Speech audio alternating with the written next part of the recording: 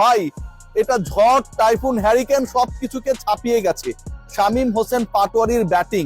শামীম পাটোয়ারি আজকে যেভাবে ব্যাট করেছে, শেষ 2 ওভারে সিলেট টাইটান্সের বিপক্ষে ঢাকা ক্যাপিটালসের জয়ের প্রয়োজন ছিল 45 রানস। শামীম পাটোয়ারি লক্ষ্য পূরণের জন্য শেষ বল পর্যন্ত লড়েছেন।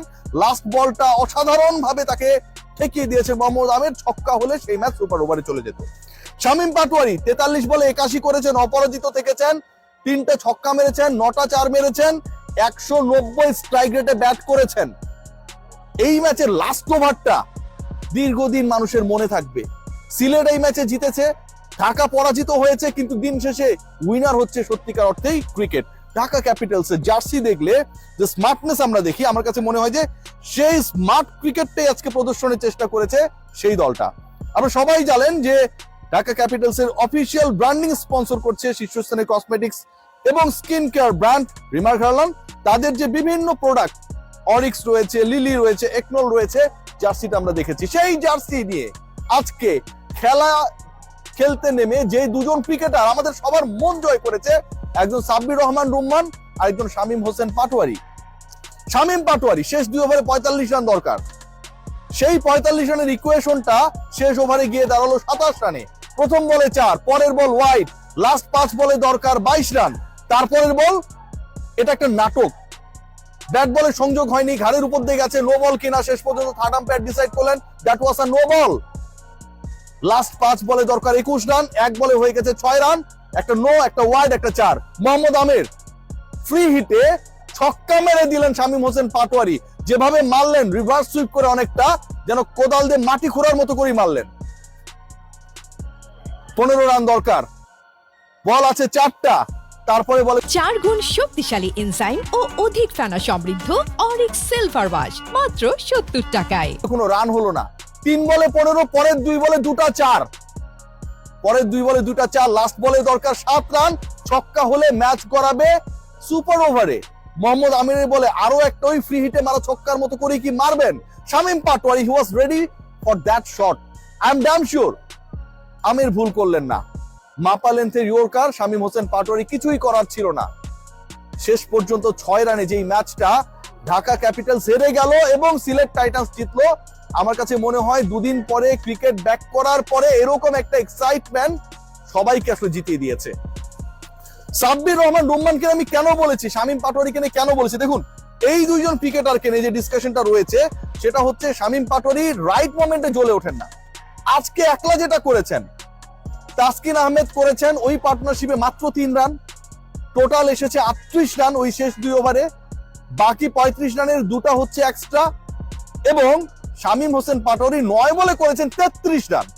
শেষ 9 বলে 33 রান করেছেন শামীম হোসেন পাটোয়ারি। অবিশ্বাস্য ম্যাচ জেতানোর পথে 188 স্ট্রাইক রেটে ব্যাট করেছেন, 9টা ছক্কা মেরেছেন, 3টা 4 মেরেছেন। বোলার যেই হোক না কেন শামীম হোসেন পাটোয়ারি ওয়াজ ট্রিমেন্ডাস। সাব্বির এবং শামীমের পার্টনারশিপ যতটা গুরুত্বপূর্ণ ছিল, আমার কাছে মনে হয় এই দুজন যে ন্যাশনাল টিমের যোগ্য ক্যান্ডিডেট সেই ব্যাপারটা প্রমাণ হওয়াটা তার থেকে বেশি জরুরি ছিল।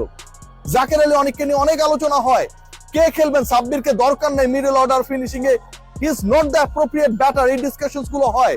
কিন্তু আজকেও 19 বলে 23 করেছেন, আগের ম্যাচে 10 বলে 21 করেছেন। আজকের যেই সিচুয়েশন ছিল তার আগে 5টা উইকেটের পতন হয়েছে, আস্কিং রান রেট বেড়ে যাচ্ছে। সাব্বির চাইলে 40 করতে পারতেন, 30 বল খেলতে পারতেন, টিকে থাকার এই লড়াইটা করে শেষ পর্যন্ত এস্টাবলিশ করতে পারতেন যে আমাকে ন্যাশনাল টিমের সুযোগটা দেন, সেটা তিনি করেন নাই। তিনি যেটা করেছেন তার দলের স্বার্থে এক্সপ্লোসিভ ব্যাটিংটাকে কন্টিনিউ করেছেন। নাসুম আহমেদের বল ছক্কা মেরেছেন, সিঙ্গেল দিয়েছেন, আবারও ছক্কা মারার চেষ্টা করতে গিয়ে আউট হয়ে গেছেন। এই যে একজন ক্রিকেটারের ক্যারেক্টার, যেই ক্যারেক্টার আজকে সাব্বির রহমান শো করেছে, যেই character till the end Shamim Hossain Patwari show করেছে, that is the real character. Ball নষ্ট না করে আস্কিং রেটের সাথে পাল্লা দিয়ে অবিশ্বাস্য চেজে নেতৃত্ব দেওয়ার চেষ্টা করেছেন এই দুই ক্রিকেটার। আজকের এই ম্যাচ পরাজয়ের ক্ষেত্রে ঢাকা হারলো কেন সেই ডিসকাশন যদি করতে হয়, আমি যতটুকু প্রেইজ করব সিলেট টাইটান্সের, তার থেকে বেশি প্রেইজ আমার কাছে মনে হয় ডিজার্ভ করে ঢাকা ক্যাপিটালসের স্পেশালি ক্যাপ্টেন মিঠুন। তাদের ব্যাটিং অর্ডারটা আপনারা দেখেন, সমালোচনা করতেই হবে। তাদের গায়ে যে জার্সি গুলো রয়েছে, যে ব্র্যান্ড গুলো রয়েছে, সেইগুলোর মতো করে আসলে যদি একটু স্মার্ট ডিসিশন মেক হইতো, সাব্বির যদি আরেকটু উপরে উঠতেন, সেটা হয় নাই। নাসির হোসেন কিংবা মিঠুনের উপরে সাব্বির উঠতে পারলে, ব্যাটিং এ নামলে সিনারিও কুড বি ডিফারেন্ট। আজকে যেখানে আমরা যদি খেয়াল করে দেখি যে এই যে 173 রান হলো 5 উইকেটে, এই 173 রান করানোর ক্ষেত্রে সবচেয়ে বড় রোল প্লে করেছে ঢাকা ক্যাপিটালসের বোলিং ডিপার্টমেন্ট। তাসকিন আহমেদ অনেক এক্সপেন্সিভ ছিলেন, 4 ওভার বল করেছেন, 46 রান দিয়েছেন। সালমান মির্জা 4 ওভারে 46 দিয়েছেন, তাসকিনের সমান। কিন্তু যারা তুলনামূলকভাবে অনেক বেটার বোলিং করেছেন তাদেরকে ক্যাপ্টেন ইউজই করেন নাই। ইমাদ ওয়াসিম 4 ওভারে কোটা পূরণ করতে পারেন নাই, 3 ওভার বল করেছেন, 14 রান, ইকোনমি 4.66। আপনি কেন তাকে বল করালেন না? 173 এর স্কোরটা তো নাও হতে পারতো। বাদ দিলাম তার কথা। নাসির হোসেন 3 ওভারে 20 রান, ইকোনমি 6.66, আপনি তারও একটা ওভার রেখে দিয়েছেন। সাইফ হাসান 2 ওভারে 13 রান, একটা উইকেট নিয়েছেন, ইকোনমি 6.5। এই যে সাইফ হাসানের 2 ওভারে 13, নাসির হোসেনের 3 ওভারে 20, ইমাদের 3 ওভারে 14 রান, মানে এই 3 জন বোলার মিলে যে 8টা ওভার করলেন, এবং এই 8 ওভারে এই 3 জন বোলার মিলে যেভাবে রানটাকে স্কাই হাই হবার ক্ষেত্রে, রুখে দেওয়ার ক্ষেত্রে বড় রোল প্লে করলেন, আপনি তাদেরকে করালেন না। এই রোলটা ছিল ডেফিনেটলি ক্যাপ্টেনের। ব্যাট হাতে তিনি ফ্লপ হয়েছেন। ব্যাটিং ডিপার্টমেন্টে যখন যাকে নামানো হয়েছে সেটা আমার কাছে ব্যক্তিগতভাবে প্রশ্নবিদ্ধ মনে হয়েছে। এবং বোলিং চেঞ্জেস গুলো খেয়াল করে দেখেন, spin was working that time, সেটাকে কাজে লাগাতে ব্যর্থ হয়েছেন মোহাম্মদ মিঠুন। রেজাল্ট কি হলো? অন্তত আজকের এই ম্যাচে ঢাকার এগেইনস্টে সিলেট টাইটান্স 15 থেকে 20 রান বেশি করেছে, এবং শেষ পর্যন্ত সিলেটের এগেইনস্টে এই ম্যাচটা ঢাকা হেরেছে মাত্র 6 রানে। বোলিং চেঞ্জেস গুলো যদি আরেকটু বুদ্ধি সম্পন্ন হতো, আরেকটু মেধা সম্পন্ন হতো, ব্যাটিং ডিপার্টমেন্টের অর্ডারটা যদি আরেকটু ডিফারেন্ট হতো, it could be a very different match. আজকে যিনি 188 স্ট্রাইক রেটে ব্যাট করলেন, শামীম পাটোয়ারি 80+ রানে ইনিংসটা খেললেন, শেষ 2 ওভারে 45 রানের সমীকরণ মিলাতে গিয়ে 39 করে ফেললেন, একলাই অনেকটা। সেই শামীম হোসেন পাটোয়ারি হয়তো আজকে উইনিং টিমে থাকতে পারতেন। সাব্বির রহমান যেই প্রেসারে পড়ে ওই ওভারে 8 রান তোলার পরে আবারও ছক্কা মারতে গেলেন নাসুম আহমেদকে, সাকসেসফুল বোলার, হয়তো তিনি ওই শটটা না খেলতেও পারতেন। আস্কিং রান রেট তখন প্রতি ওভারে 12 ভাই, কিচ্ছু করার নাই, you have to play that shot.